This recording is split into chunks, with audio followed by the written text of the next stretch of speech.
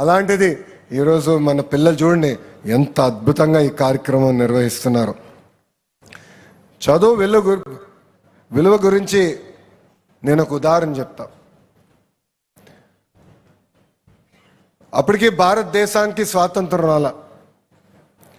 ఒక పిల్లోడు చిన్న వయసులో తండ్రిని కోల్పోయారు. వాళ్ళ తల్లి రూపాయి జమ చేర్చి ఆ పిల్లోడిని చదివిస్తుంది.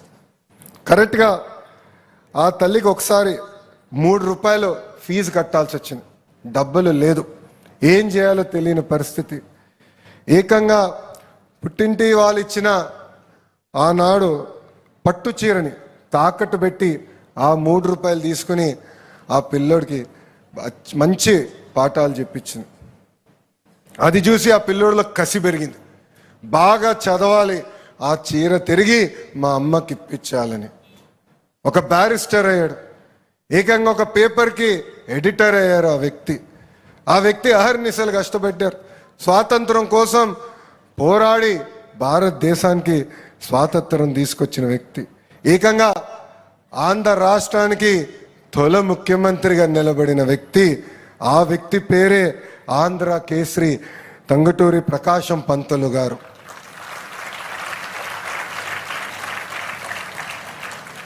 ఆయన తల్లి పేరు సుబ్బమ్మ.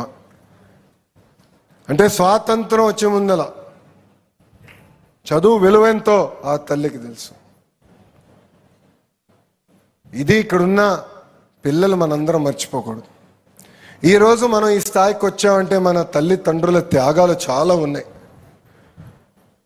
కొన్నిసార్లు మన కోసం ఆహారం పెట్టాలని వాళ్ళు భోంచేయని రోజులు కూడా ఉంటాయి. మనకి జ్వరం వస్తే చాలా దిగులు పడతారు. సో ఇది తల్లిదండ్రుల్ని మనం మర్చిపోకూడదని ఇక్కడున్న పిల్లలందరూ కూడా నేను తెలియజేస్తున్నా. పిల్లలకి ఏకంగా చదువుతో పాటు నైతిక విలువలు అనేది చాలా చాలా అవసరం. ఇప్పుడే తమ్ముడు చాలా బాగా మాట్లాడాడు, ఎంత అద్భుతంగా మాట్లాడాడు. నైతిక విలువలు సమాజంలో పెరగాల లక్ష్యంతో ఏకంగా చాగంటి కోటేశ్వరరావు గారికి క్యాబినెట్ ర్యాంక్ ఇచ్చి ప్రభుత్వానికి సలహాదారులు చేసిన వ్యక్తి గౌరవ ముఖ్యమంత్రి చంద్రబాబు నాయుడు గారు. కానీ చాగంటి కోటేశ్వరరావు గారి గొప్పతనం ఏంటంటే క్యాబినెట్ ర్యాంక్ ఇచ్చినా ప్రభుత్వం వాహనం ఆయన వాడడు, క్యాబినెట్ ర్యాంక్ ఇచ్చినా ప్రభుత్వం ఫోన్ వాడరు. ఆయన ఒక బాధ్యత ఇచ్చారు గౌరవ ముఖ్యమంత్రి గారు, ఆ బాధ్యత నేను నెరవేర్చుతానని కంకణం కట్టుకుని ఆయన ముందరికి వెళ్తున్నారు.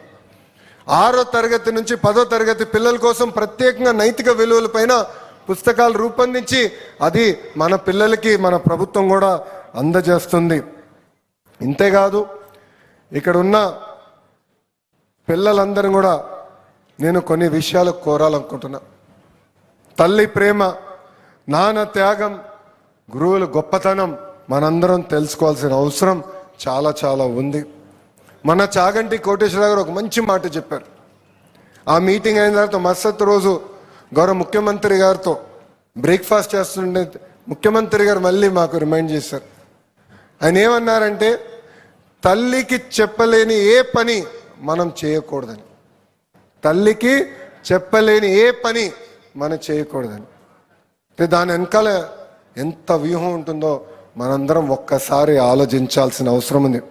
మొన్న నేను పుట్టపర్తికి వెళ్ళా. అక్కడ భగవాన్ సత్యసాయి గారి సత్య జయంతి ఉత్సవాలు జరిగినాయి. ఆ మీటింగ్లో మేము అందరం కూర్చున్నాం. సుమారుగా 3000 మంది పిల్లలు వచ్చారు, వాళ్ళ తల్లిదండ్రులు వచ్చారు. 3 గంటల సేపు నేలపైన కూర్చున్నారు. మీలాగా కుర్చీలో కాదు, నేలపైన కూర్చున్నారు. ఎవరన్నా దగ్గుతే తప్ప అంత క్వైట్గా విన్నారు. 3 గంటల తర్వాత మీటింగ్ అయింది. అందరు నుంచున్నారు, చుట్టుపక్కల చూశారు. వాటర్ బాటిల్ ఉంటే తీసుకున్నారు, ఒక కాగితం ఉంటే తీసుకెళ్ళి చెత్త బుట్టలో పడేసిన తర్వాతనే వాళ్ళ అకామిడేషన్ అంటే హౌసింగ్కి వెళ్ళారు. అందుకే ఇక్కడున్న మనందరం కూడా చుట్టుపక్కల ఉన్న ప్రాంతాన్ని శుభ్రంగా పెట్టుకోవాలి. ఇది కేవలం పక్కోడి సమస్యనో ప్రభుత్వ సమస్యతో కాదు, ఇది మన సమస్య. ఇక్కడ చూస్తున్నా కొన్ని వాటర్ బాటిల్స్ ఉన్నాయి. మీటింగ్ అయిన తర్వాత అందరూ వాటర్ బాటిల్స్ తీసుకుని చెత్త బుట్టలు వేయాలి. మొత్తం ప్రాంగణాన్ని శాశ్వతంగా శుభ్రంగా పెట్టుకోవాల్సిన బాధ్యత ఇక్కడ మన అందరిపైన ఉందని సభాముఖంగా మీ అందరు తెలియజేస్తున్నాం. మొన్న రాజ్యాంగం దినోత్సవం జరిగింది. గౌరవ ప్రధానమంత్రి శ్రీ నరేంద్ర మోడీ గారు అన్ని రాష్ట్రాల్లో మీకు తోచిన విధంగా ఏర్పాటు చేయండి, ప్రజల్లో చైతన్యం తీసుకురండి అని చెప్పారు. మొదటిసారి జరిగినప్పుడు నేను అంత ప్రిపేర్డ్గా లేను. ఆనాడు గౌరవ ముఖ్యమంత్రి గారికి నేను హామీ ఇచ్చా, సార్ కరెక్ట్గా 1 సంవత్సరం సమయం ఇవ్వండి, పిల్లల కోసం పిల్లలకి అర్థమయ్యే విధంగా బాల రాజ్యాంగం రూపొందించి వాళ్ళ చేతుల్లో నేను పెడతాను. ప్రాథమిక హక్కులే కాదు, ప్రాథమిక బాధ్యతలు ఏంటో కూడా మేము తెలియజేసే బాధ్యత మేము తీసుకుంటామని చెప్పాం. మొన్న మన అసెంబ్లీ బయట ఇట్లనే టెంట్లేసి పిల్లల చేత మాక్ అసెంబ్లీ ఏర్పాటు చేశాం. 175 మంది పిల్లలు అద్భుతంగా వాళ్ళ నియోజకవర్గాల్లో పోటీల్లో పాల్గొని నంబర్ 1 అయిన తర్వాత అక్కడికి వచ్చారు. ఇన్ఫ్యాక్ట్ శాసనసభ్యుల కన్నా అద్భుతంగా ఆ రోజు పిల్లలు ప్రజల సమస్యలపైన చర్చించి మాట్లాడి పోరాడి ఒక దిశ నిర్దేశనం మా అందరికి ఇచ్చారు. ఇక్కడున్న తల్లిదండ్రులు పిల్లలందరూ ఒక విషయం గుర్తుపెట్టుకోవాలి, మహిళల్ని గౌరవించాల్సిన బాధ్యత మనందరిపైన ఉంది. తెలుగు వాడక భాషలో కొన్ని